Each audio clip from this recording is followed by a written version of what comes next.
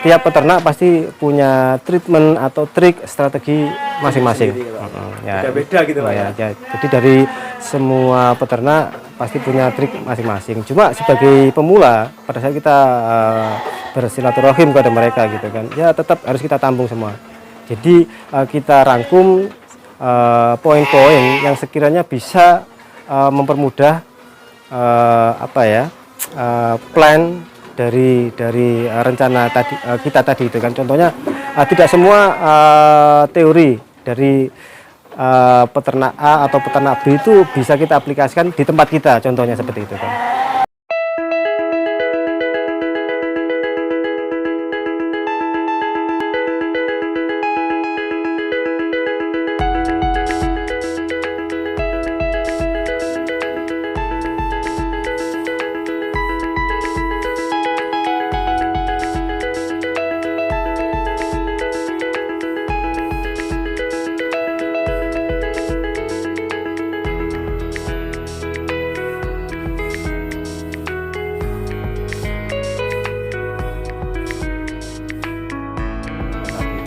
Oke Pak, kalau mungkin ini kan fattening ini Pak, atau penggemukan ini Pak ya. Yeah. Ini kenapa orientasinya ke target sih Pak? Ini apa sih yang harus kita capai? Kenapa harus target Pak?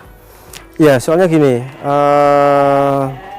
pada umumnya ya, untuk ternak kayak gini kan salah satu faktor cost ya yang terbesar itu adalah pakan ya. Pakan ya Pak. Ya, apalagi kita kalau ngomong masalah fattening ya, otomatis ya. Jadi dalam artian kita targetkan dengan durasi yang lebih pendek daripada breeding gitu kan.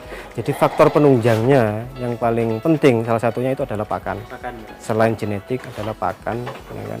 Jadi harapannya kandungan nutrisi dari pakan yang kita berikan itu betul-betul bisa mensupport target tadi dalam itu. waktu tertentu gitu Nah, ya. dalam waktu tertentu gitu kan. Ya sebenarnya bisa gitu kan. Kita kasih makan yang biasa-biasa saja. Maksudnya kandungan nutrisinya tidak terlalu bagus ya. Ya tetap pada akhirnya bisa gemuk gitu kan. Tapi Targetnya molor seperti itu kan. Jadi memang untuk fattening lebih lebih rinci dan lebih detail. Kalau pemula lebih yang di fattening atau mungkin lebih di breeding, menurut jenengan Pak ini lebih ringan di mana sih Pak yang jenengan sebagai peternak yang kedua-duanya sudah pernah melakukannya? Kalau untuk potensi, kedua-duanya potensi ya. Kalau untuk breeding, seperti kita tahu sekarang juga kebutuhan bibitan banyak ya. Banyak banget. Banyak yang butuh bibitan gitu kan. Terus cuma kalau kekurangannya juga mungkin dari segi durasi ya. Durasi. Agak lama juga mungkin salah satunya adalah resiko pada saat domba melahirkan ya, itu juga tinggi ya kan. Nah, cuma dari sisi kelebihannya adalah biaya perawatan segmen breeding itu lebih ringan dibandingkan dengan fattening. Karena apa? Karena fattening itu kan yang pasti target itu Pak ya. Yang pasti itu dengan target durasi lebih pendek, otomatis di situ yang paling ditonjolkan adalah kualitas dari pakan. Pakan Pak. Betul. Jadi untuk cost segmen di fattening lebih mahal otomatis. Itu perbedaannya. Di dua itu memang ada plus dan minusnya Betul. Pak ya. Okay. Tapi kalau kemungkinan di fattening kalau tidak terlalu paham, belajar dulu lah minimal ya Pak ya. Sama-sama sebenarnya ya, Pak. semuanya berpotensi sama saja gitu kan. Cuma plus minusnya tadi seperti itu. Ya. Oke Pak, kalau untuk fattening jenengan juga tadi sudah ada penyampaian ya dari awal untuk di awal sebelum ternak harus materi, dalam materi itu belajar dulu Pak ya. Iya, benar. Dengan ilmu. Benar. Itu yang perlu Pak, yang perlu teman-teman mungkin lakukan di awal ya. Kalau kita sudah ingin ternak atau mungkin sistem penggemukan Pak ya atau breeding. Itu yang kita tanyakan atau mungkin kita belajarnya itu ke media sosial, mungkin langsung ke peternaknya atau mungkin workshop yang sekarang ada di mungkin banyak ya di Facebook ataupun di YouTube. Saya kira semakin banyak referensi semakin bagus. Ya, saya kira seperti itu kan. Jadi kita bisa mendapatkan informasi ya dari berbagai macam sumber gitu kan. Tapi tidak kalah penting ya, yang lebih baik kalau menurut saya ya, memang bagi pemula itu sebaiknya ada pendamping ya. Pendamping Pak ya. Pendamping, dan pendamping itu sendiri adalah memang betul-betul orang yang terjun ke dunianya. Contohnya kayak peternak gitu kan. Jadi istilahnya kita sering-sering silaturahim lah. Jadi kita main-main ke peternak. Jadi kenapa ke peternak gitu kan? Soalnya mereka adalah pelaku. Pelaku ya. Pelaku. Jadi Yang realnya Pak. real, kasarannya real gitu kan. Jadi pelaku, jadi lebih paham tentang keseharian, rutinitas, kendala, semuanya sudah pernah melakukan sendiri gitu kan.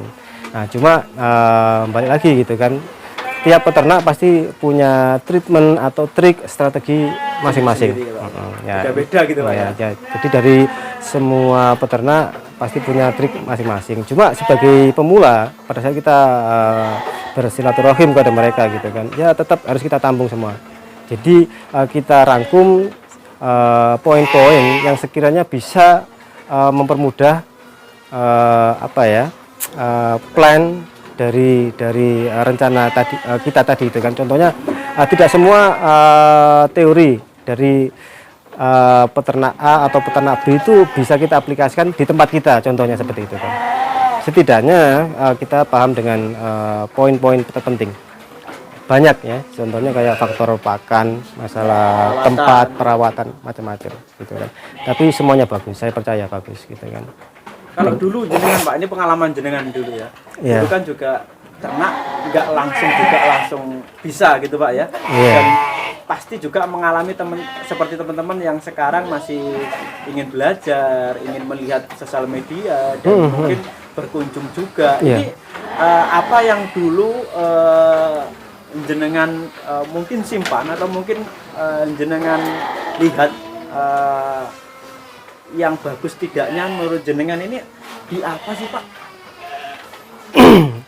Saya kira ini ya, yang paling utama itu adalah ini ya, faktor rutinitas ya.